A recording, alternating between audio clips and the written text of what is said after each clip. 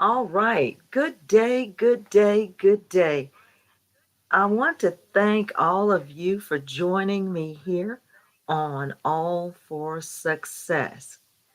I want to let you know that as we get started, I am already seeing slight notifications that bandwidth and services are a little bit limited, but let's hope that it will allow us to at least be able to continue our chat. So I want to make sure all of you are enjoying your day so far as you're starting to prepare for your morning. And I'm sure that there are a lot of errands out there that people are going to run out and start joining in, getting ready to run errands for the morning. That's usually what my um, Saturday mornings often look like. So, here's what's getting ready to go on. But before we get on to all of the things that we talk about in support of our wonderful Sussex family, let's first start with looking at the picture of the coffee being made. Get yourself calm first. Do a little bit of deep breathing if you need to. And let's get your mind clear before we start talking about what has been happening with all things royal family. Let's first get your coffee ready, sit down, get a beautiful view of outside, or for those of you who are trying to get your walking in or your bike riding in and you have on headphones, now it's time to settle in and get ready to cruise on your walk, work, or biking journey. So, for those of you who are participating in getting back to walking and getting back to exercising, please feel free and have fun dropping in the chat how many steps you may have accumulated this week on your walks or how many miles you may have accumulated this week on your walks.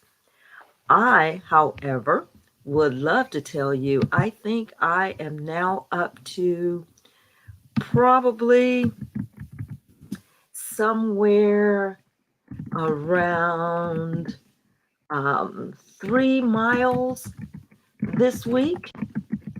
So I'm hoping that each of you feel free to type in the text how many steps or how many miles you two have all also hit if you've been out there trying to get your workout in as well. So there you go. I want to hear from you, and we want to keep each other abreast of how we're doing. Um, how we're doing for all of our workouts. So I want everyone to get in, get up there, drop me a chat, or let me know how much you have been putting into any of the walking, running, or exercising that you've been doing. I'll be glad to hear about it because it encourages me to continue. So the other thing I've been doing too is I want you to know I'm in a what I call struggle position as I try to figure out some of the ins and outs of working here on YouTube and some of the video qualities. I'm learning quite a bit about how to do these productions, but I'm very new at it. So you got to stand by and help me out as I work along with this. All right, so we're going to give a couple minutes. Come on in, come on in, come on in for everyone who might be out there interested in hearing some of the things we're going to talk about today. All right, so let's see if my slides will come up. All right, so I'm going to go to this slide, and what I might do a little bit is you may find that I'm sort of jumping around on topics, even though I might be showing one picture, we might be talking about something else. But let's begin with where we sort of left off. Now, the hoopla of last week, much of the hoopla around the Sussex family last week rotated in and around the fact that they went to that award ceremony in New York. And as they left the ceremony, they couldn't seem to shake many of the photographers and the paparazzi that were following them everywhere they were trying to go. And it appears, of course, that one of the initial reasons that the Sussex family was trying to lose these folks is that wherever they were returning to or whomever they were staying with, they didn't want to bring this drama upon the people that they were going to be staying with. So, I mean, that was very considerate of them. And it was something that they were doing in forethought. So that's why they spent time roaming around the city trying to shake the paparazzi that were on their tail. Okay, so as we all watched the media frenzy um, going through with a fine tooth comb how their statement was worded and the fact that the term near collision created a problem. Um, the word went out via the media supervising. The word went out that they were not supposed to use that wording. That wording caused so much alarm, and oh my goodness, there was no big deal. So, why did they use this wording? So, anyway, this is the media battle. Now, remember, I think I talked to you all before about how the media operates, how advertising works, and what the goal is to get you, the average citizen, to believe what you are being told and by whom. And of course, for those who have the loudest platform or the loudest bullhorn, whatever they say and however they say it is generally going to get the most um, influence and most readout. So the biggest bullhorn was spread out all over, probably for a period of about 2 to 3 days, that you just simply were not supposed to believe the Sussex family um, at how contentious or how possibly dangerous this car chase or the following of them by photographers were. Like, you're just not supposed to believe it was a big deal. All right. And then, of course, to bring more negative attention, the comparisons to Prince Harry's mother, Princess Diana, and her fatal collision in Paris some 30 years ago, that meant you were only supposed to be concerned about this family and them being followed if it ended in a fiery car crash. Okay, so that was the mentality that they wanted you to have. Just pay no attention to what you're seeing, act like it's not important, unless, of course, it ended in an explosion and cars were on fire and there were choppers flying overhead. Okay, so what the Sussex family were actually saying is in their statement, from the way that I understand it, is that they were basically trying to let the world know, okay, we're done with the award ceremony. We stood for the pictures. We did all these things. And now we're trying to go home. And these people are driving in a very dangerous and erratic fashion. And we want to put it out there that, this is not how we think people should behave. And of course, the firestorm showed up in all forms of media that you were supposed to only discuss the fact that they exaggerated this story and they exaggerated the situation. Now, okay, so now we're going to go back to the lesson again.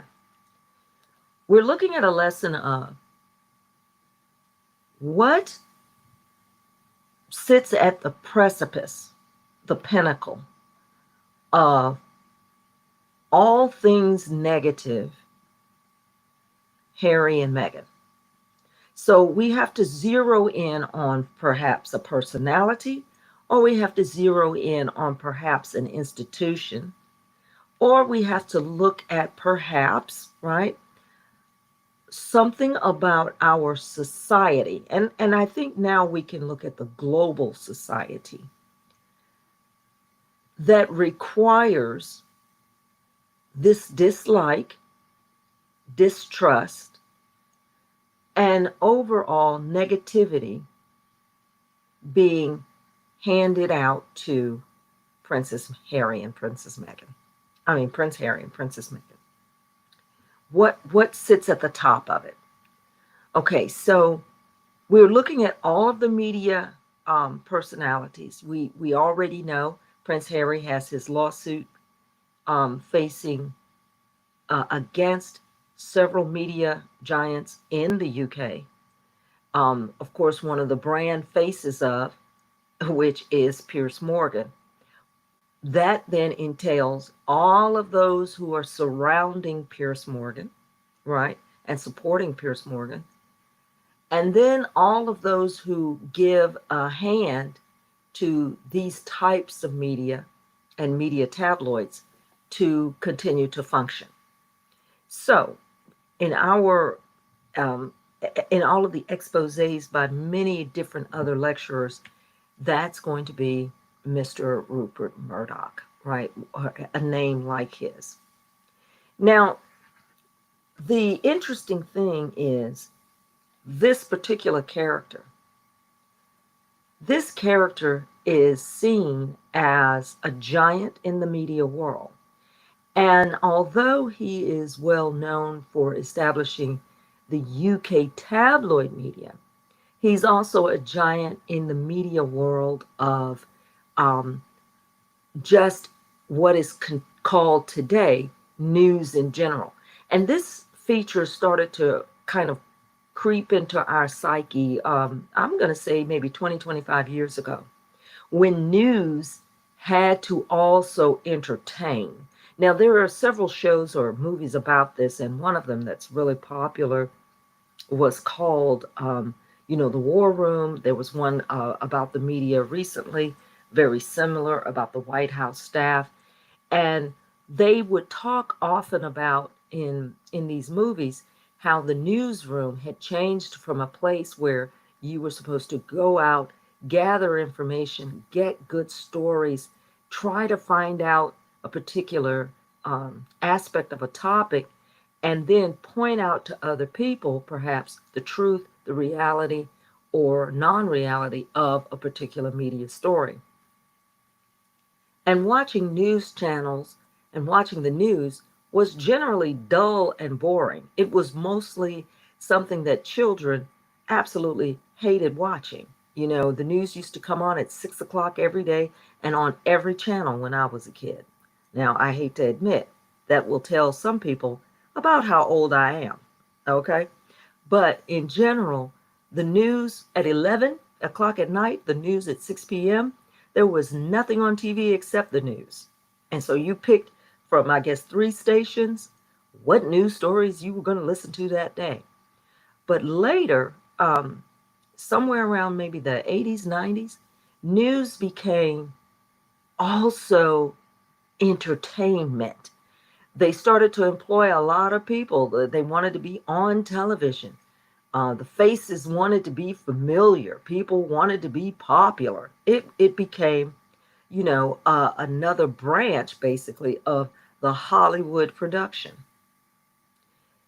Now, with that said, what that meant for media savvy people like those Rupert Murdochs and people of that day who were getting into the media business, it meant that they were then able to obtain large chunks of money and funds.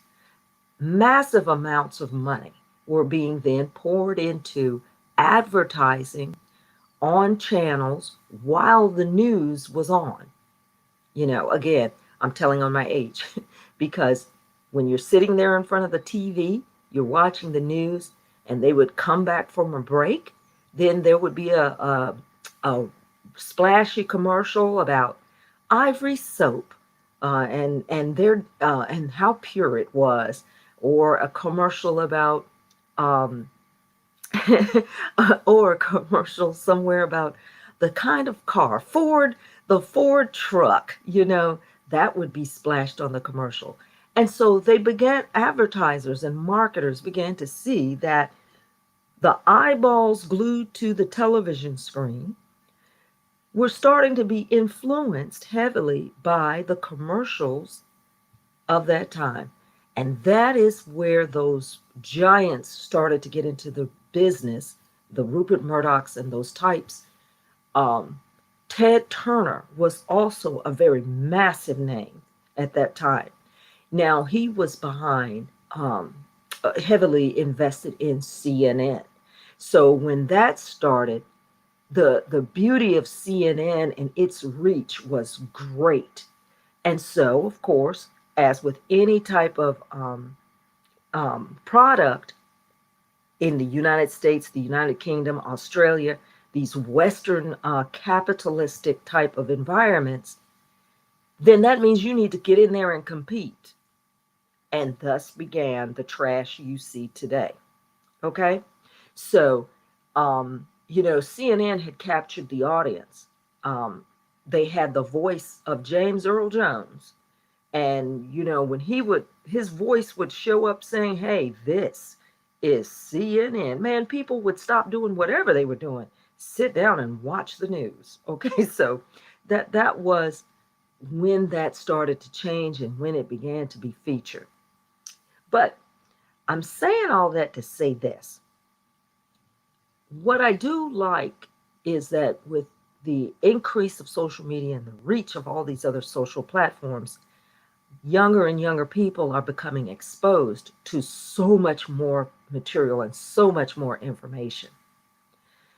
But what that has done is that has changed the fighting tactics, because now that means the tactic is to pour information out, whether it's true or false, to pour it out at such a high rate of speed and at such a saturation level that you actually would have to pick through it as if you are picking through garbage to try to find and extrapolate what is real and what is true.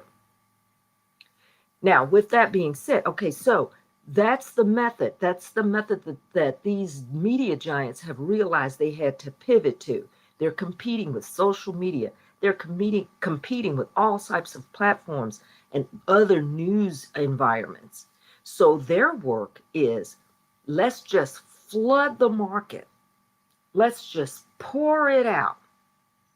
And if we pour it out like with a water hose, then the average everyday people can't even figure it out, because now that's the tactic. So I want everyone, keep your eyes up open, keep your ears open, breathe deeply because it's almost like being drowned. So that is exactly how that came about.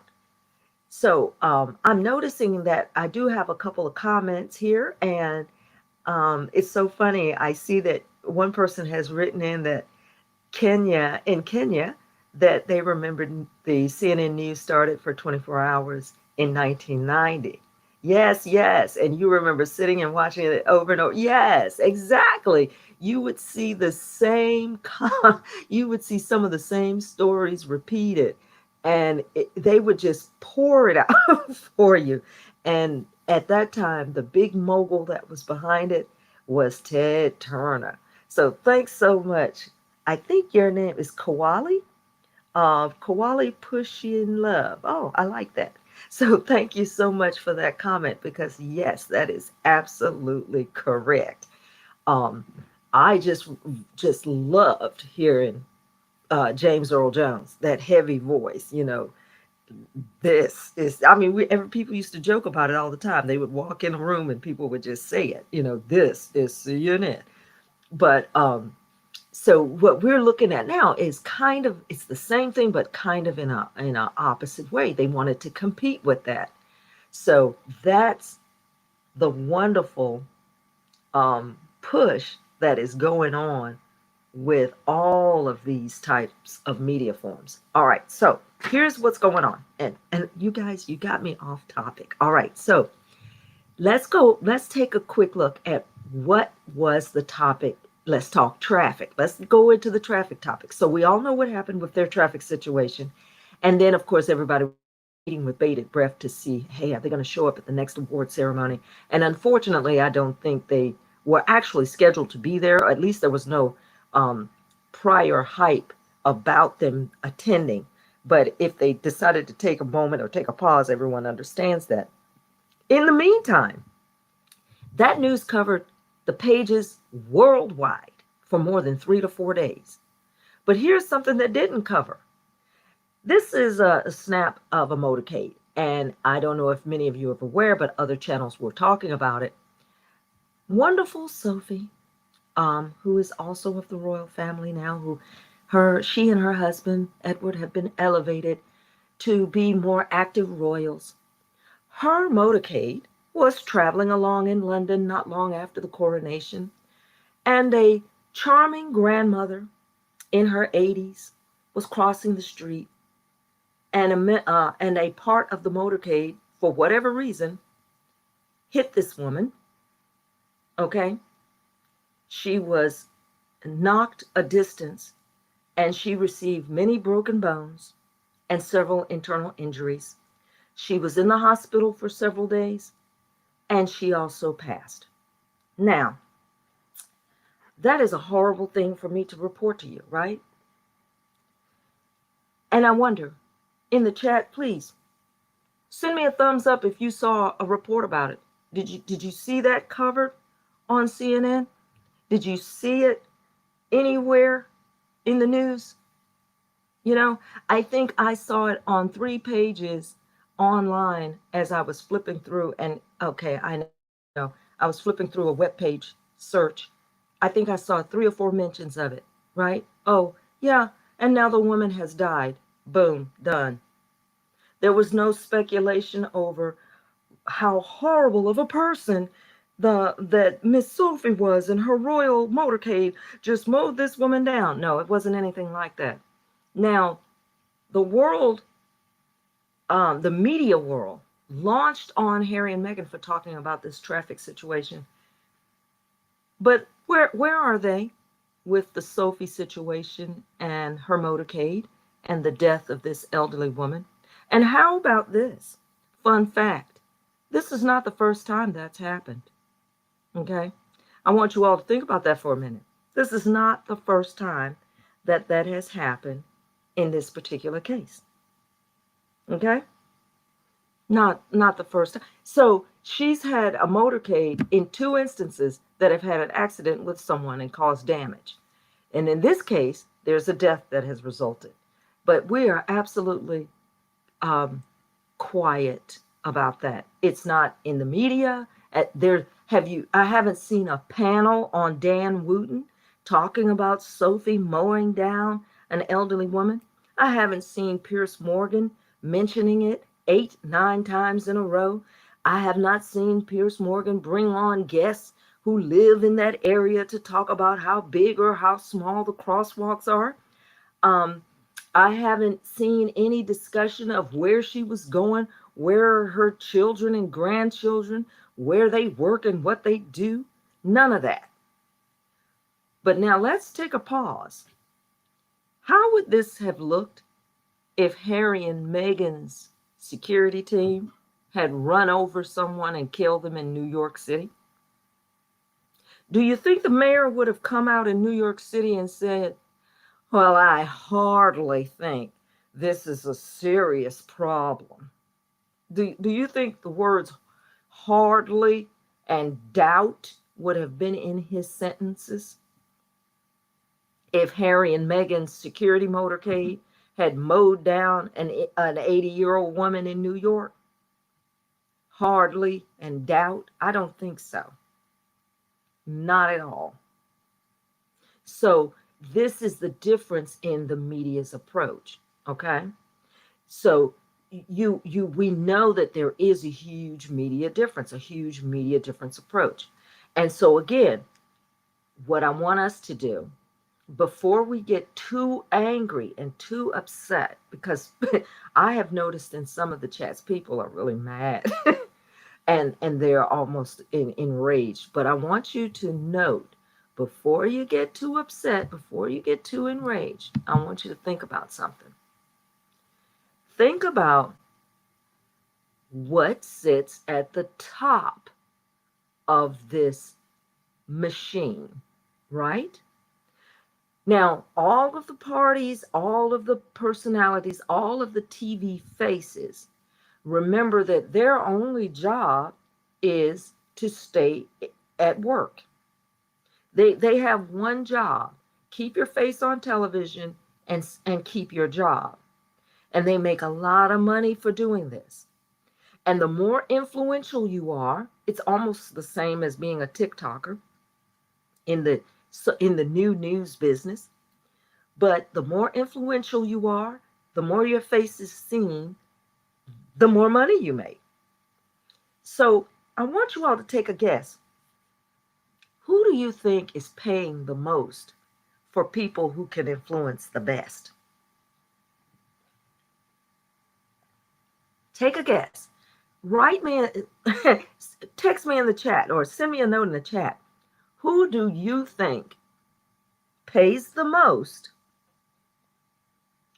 for you to be able to influence the best? Think about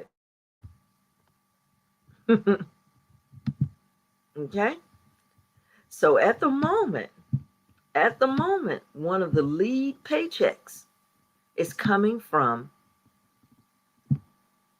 right wing media resources. Yes, they are paying the most. Folks who seem to lean in that direction. Now, you've seen some of the media types or the foundations spoken about. Like we have the Heritage Foundation here in the United States. That's an entire committee of people that sit down every day and study how to get their message out and how to make people who are more liberal leaning or left leaning, is what they call it here. They spend all of their time trying to figure out how to make them look bad, how to make them look terrible, right? Now, that's an entire business. That's an entire foundation. But if you say out loud, hey, there are people out here who are trying to make people look bad, you still have to back up to what would be their reason, their rationale at the source. So the source appears to be, at this particular time, when talking about the Sussex family, it appears to be all things that lean in that conservative lane. And I don't mean conservative as in you care about your morality. I mean the term conservative as it is used in the political sphere, right? But they are leaning in that direction. And they're putting more money out there than anyone else. They have tons of free money. They own tons of industries. And so they just dump funds into maintaining this shakedown. And we would have to ask ourselves, why are they doing this? What is the advantage of doing this? How is it benefiting them?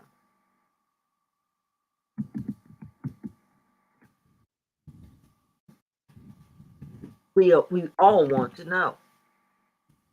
We all want to know. And so they have certain messages and certain political stances that they want to stick to, certain types of ideals, right? And one of their major ideals, which is an interesting ideal, is how they believe society should be organized. and it is an interesting process. And I'm going to mention to you later how I think they see the world, because their view actually hasn't changed for hundreds of years. And it makes you wonder, why would anyone want to support a view in this way, a view at this particular level, um, that dates back centuries, but yet they do. So it's just a very odd um, way of operating, but it's definitely more right leaning. Now, in the right leaning world, we're going to let's look at some of the things that you know in the right leaning world that they have in common. One of the major commonalities is how they feel women should be seen, how the role that they feel women have. You know, it's something about that particular movement or that particular arena. They have a certain view of where they feel women um, should be. And I don't know why. I mean, we can study this. And again, we will talk more about where you can look for a lot of this type of information. There has always been this need to push women down, to push women's ideas in the background. They need to use women for specific purposes, but other than that, they wanted to always crush how they feel and think, right? I spent some time traveling all over the place, and we looked at how there was in the United States at the time that these wars, earlier wars, were gearing up after 9/11. Every time you turn on the TV, again, let's go back to the news, right?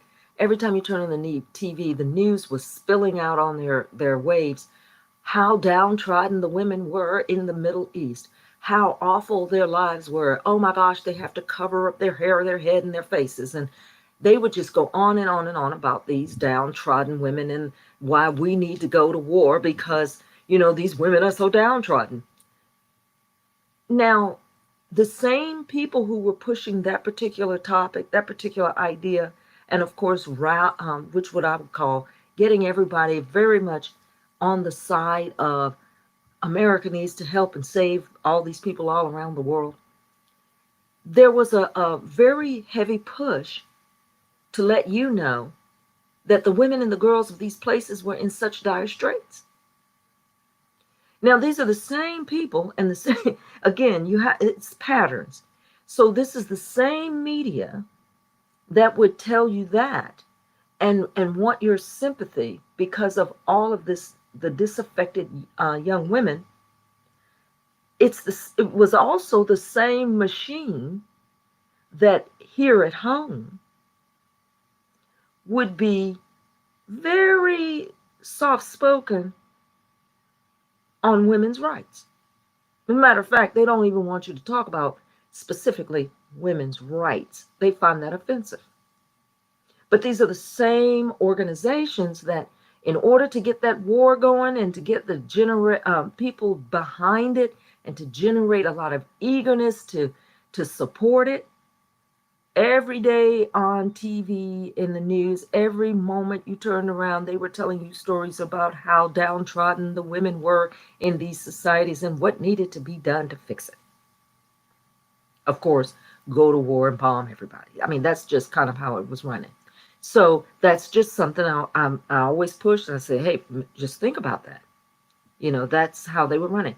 But there's a theme. So here's the theme. The theme is women, for whatever reason, seem to be a problem.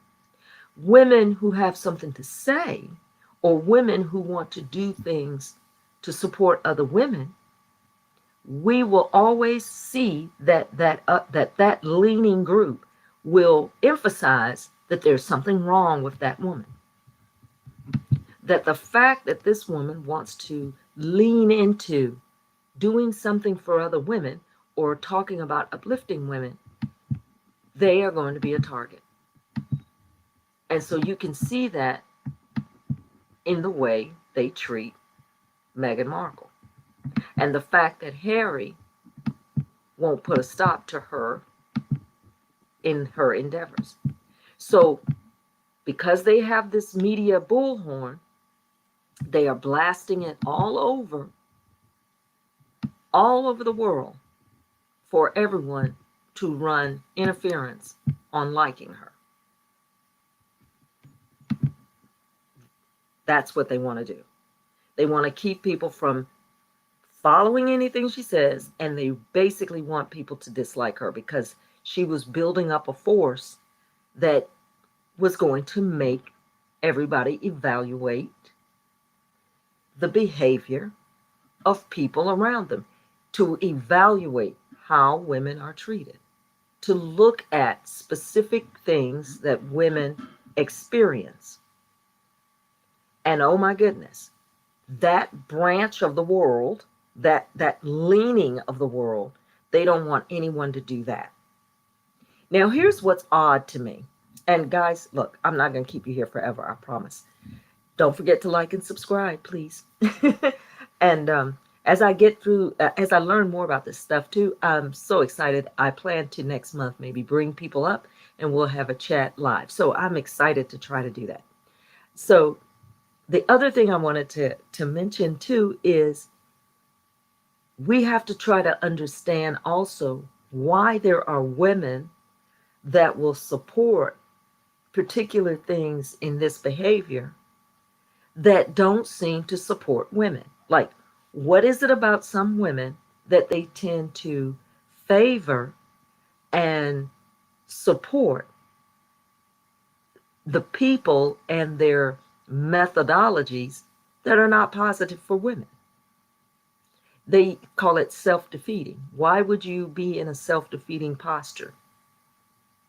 Well, quick basic answer is because you believe it will help you, right?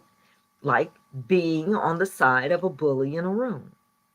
If you're in the room and the bully is charging at everyone and everyone is kind of cowering in the corner, there's a very small percentage of people who are going to fight against a bully.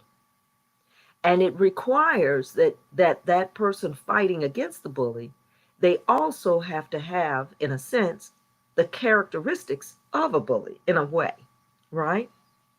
You too have to be as powerful or as sometimes tough as the opposite person. And so, in general, many people kind of shrink back away from that.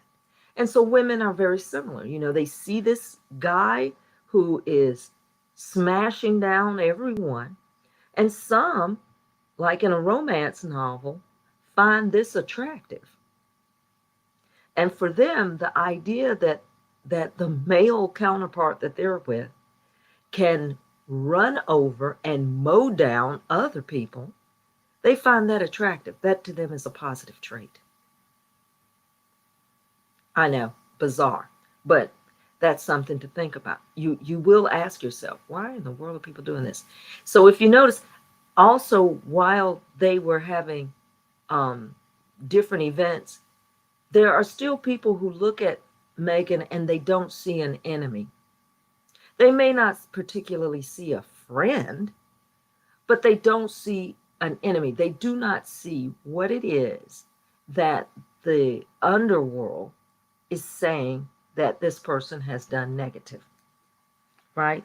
This person, when you think of Meghan Markle, and the things that she's done, she's supported people building a playground. She's supported women writing a cookbook. She supported people telling some of their life stories on a podcast. And yet, the right now, because I wasn't able to identify it before, because I assumed it was just the royal family. But it would appear that the royal family makes very good use of right-wing media. And thus the right has decided that in support of the royal family, that Meghan can be the poster child for all things wrong with women. Women who want to say something, women who want to do something, women who want men to stop doing this and that. That is making them angry. So I wanted you all to just take a moment and understand that this process is an old process. Although it's playing out here in social media in our world on a common basic level, it's really an old process. I will have you all do some homework and study the work of Agrippina, who was Roman, right? And so if you've got nothing to do one day, you might want to look into this female character, Agrippina, in Rome. She became a very powerful player during the Roman dynasties. And she too became an ultra target. She became a problem for the Senate, and in in Rome, they absolutely could not stand her because she began to have power and influence. And the men around hated it. They absolutely hated it. Now, I have theories, and I can't explain these at the moment because they're sort of still forming in my head, but I have theories about the type of men that generally go after women with such force. In my opinion, there is a certain kind of man that has this absolute hatred. But I'll let you all think about that for a while. All right? Because you'll laugh at me when I give you my thoughts on that. But there's a certain characteristic type that when women start to excel, or when women start to do things that are gaining a lot of popularity, or when women start to behave in a way that has the individual making a decision on their own, that they absolutely cannot stand it. And there's a certain, I want you to notice throughout the media, I want you to look around and take a peek around, because there's a certain characteristic, a certain character that seems to have the most vitriolic response to women with these features. But I want you guys will love the story of Agrippina. And if you don't read it on your own, then we'll talk about that next month as well. And then we'll laugh about what we find out. We'll talk about it. But overall, there was a statement made in ancient Roman times that was something like this: whoever controls the womb, meaning the ability to control births, would ultimately control the world. So when you look at a type of personality that wants global domination, so to speak, then you generally find that a lot of their focus and their conversation is on what women are doing and how women are doing it.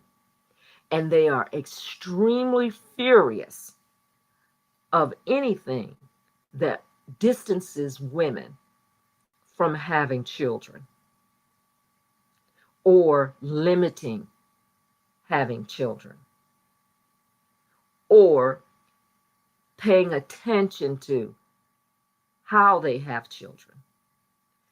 This particular concept, it is always, for whatever reason in our society today, it's distant from women in general.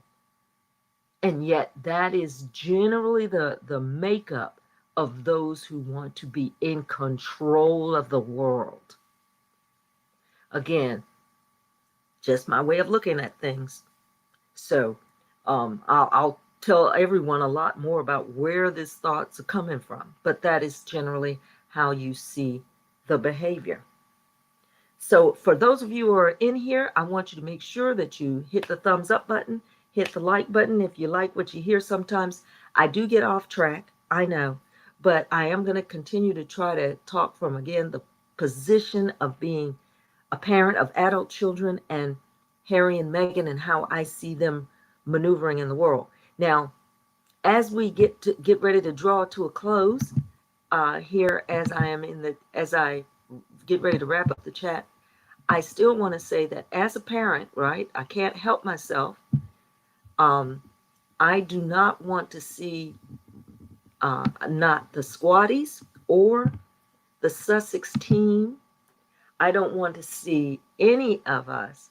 I am hoping that we stay focused. Try to stay positive as best you can. It's very difficult because you are going to get swamped with media trash. And remember, you are picking through it, right? So if you feel overwhelmed, if you're hearing the story for the 18th time and it's another spin on the same negative story, feel free to go ahead and power off your device. Feel free to click off of that story because you don't need to continue reading through it. You're not going to pick up anything useful. You're not going to get any information that is helpful because you're being fire hosed with trash and garbage about Harry and Meghan. And that's on purpose because they want you, the people who are controlling this media force and deluge of bad information, they want you to be so worn out. They want you to wake up and say, oh my gosh, I'm just so tired. I'm so hoping that Harry and Meghan can manage it. They want you to be exhausted. They would want people like me, who I'm getting into the YouTube space, they want us to have nothing to talk about on the positive side, but that we're constantly having our videos focus on what negative story they told this week and how this negative story needs to be combated. I think that Harry and Meghan, I think that they are aware. Maybe not as much. They probably didn't realize it was going to be quite this vicious. They probably thought the fight would die down. But what they have to know and what they have to be aware of is that the fight is not going to die down. The fight is not going to slow down. They are not going to give up, right? In other words, the people who are giving them a hard time, people who the people who are giving them a hard time, they are not going to stop. It's not going to stop. You know, they are going to continue to pour the same trash out over and over. I'm now beginning to see some of the same stories repeating. You know, I'm starting to see that when I flip down through some of the discussions, that I'm still seeing the same story about Meghan and her wedding dress. You know, I'm seeing old stories. I'm seeing stories that were about her way back when maybe she was just getting to California and doing her podcast. So we're seeing the stories repeat on the in the news cycle. They just keep bringing them up, but that's to beat everybody else down. That's to wear everyone out. so that you will grow tired.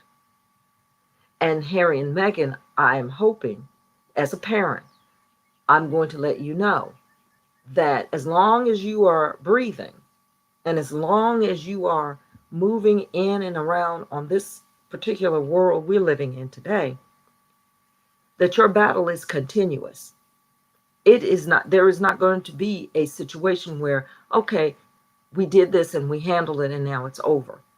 So that's in reference to, of course, his court cases. So now looking at this current court case, and I'm going to finalize kind of where I'm going here. So this last court case where they did strike down his ability to be able to pay for his own security as he is moving in and around in London, they're asking that he just basically have his own security guards. And his issue was that his security guards would not be armed. They're not allowed to be armed. And so his security guards technically cannot be armed. And the additional security that could be provided by, say, the police or the royal forces that would be armed, he cannot purchase. He cannot have them work for him, even if he pays for it. Right? So his security can be there, but they can't technically be armed. And even though he offered to pay for it, a judge decided no, he can't request that, and that they would have to tell him no, he can't have that. Now, that's where that initial court case ends. Now, he can continue to pursue this, but he will have to pursue it through a different route. And there is a possibility that he will make an argument in a different place that would support him being able to have security at that level. Okay? Because what's happening is he is explaining that although he is no longer a working royal, it doesn't change the fact that he is in fact a royal, right? So that's one of the arguments that his team and his lawyers may have to propose. So if you're not going to let me do it, then I'm not a working royal. However, I am Prince Harry, and thus I'm going to be falling into the same category, and I'm offering to pay for it. Now, here's the interesting thing, and I want you to understand why this might be happening, because you're asking yourself, well, why would the UK have a problem with him paying what, $250,000 for his own security? Why would the UK and the UK Police Department, why would they not want someone to pay for their own security? So here are some things I'm going to give you to think about. One, if he pays for his security and they give him a bill and they say, okay, so it costs X amount of dollars. The UK public, without understanding what is being discussed, they don't really get it. But look, here's what they're saying. Here's the bill. Here's how much your security costs for 3 days when you came to the UK. What that does is it gives the UK an accounting for how much does it cost to secure the royal family, period. And then the questions will start. Why isn't the royal family totally paying for their security? Who in the royal family is actually getting security? Why is the taxpayer paying X amount of dollars for, say, Prince Andrew security? Are we paying to secure Fergie, Lady Sarah Ferguson? Is her security being paid? How much is Eugenie's security? This is actually what the UK is trying to probably avoid. Now, on our side, it looks like, oh, they're just mad and they don't want to let Harry do what he wants to do. And the media is saying, oh, he just lost. He lost. But what they're not saying is, why would the UK Police Department or the UK security forces, why would they not want him to pay for his own security? Now, this is in the background. And so this is what I mean. It requires us to think a little bit differently because we have to always back up and we have to think in terms of who is sitting at the top of this. Right now, let's think about it. King and queen, 24-hour security at every single property they own. And do you know what the UK do you know what the UK people who march out on television talking about Harry and he lost and all of this negative stuff and he doesn't deserve security and all this kind of stuff? Do you know what they say on TV? They do not know how much security costs for the royal family. They do not have a pinpoint figure. Think about that, ladies and gentlemen. There's a lot of security being done, and it costs the UK taxpayer, but they don't know how much it costs. So Harry filing this lawsuit, he is creating a lot of monstrosity level problems for these folks and their money. And that, ladies and gentlemen, is one of the biggest reasons he is enemy number one. It has a lot less to do with the fact that he's stepping down. And it has a whole lot more to do with you're trying to mess up people's money. And if we can't get to you, we're going to destroy your wife. Okay? So we need to look at it again. Sometimes you have to back off of the close-up view because, again, you're being thrown a bunch of trash. Sometimes you have to step back and say, wait a minute, what's happening behind the curtain? And this is what's behind the curtain. Money, money, money, money, money, money. So pay attention to that, okay? Because there's a ton of that. All right, ladies and gentlemen. So once again, I'm going to close out here. I want to thank all of you again for listening in and thank you for all of your encouragement. And I definitely want to hear from all of you who are walking some steps, walking some miles. Keep me up to snuff on how many miles you're walking each week so that we can all encourage each other because we got to stay healthy and you got to keep your mind clear and you got to stay on top of things because that's how we continue to support this family. Also, next month, I'm going to try to do again more live, and we'll see if I can bring people up to talk live, but I got to learn how to use all the tools. And I'm so excited that you all have chimed in, and I am hoping that I can continue to do more broadcasts. So thanks again, and I want you all to file out by looking at Harry dressed as a soldier because you know what? That's who they're doing battle with today. They think they're still dealing with high school Harry, but they're not. They're actually at war with Afghan Harry. And I think I'm hoping that his wife doesn't say, no, slow down, please don't do so much.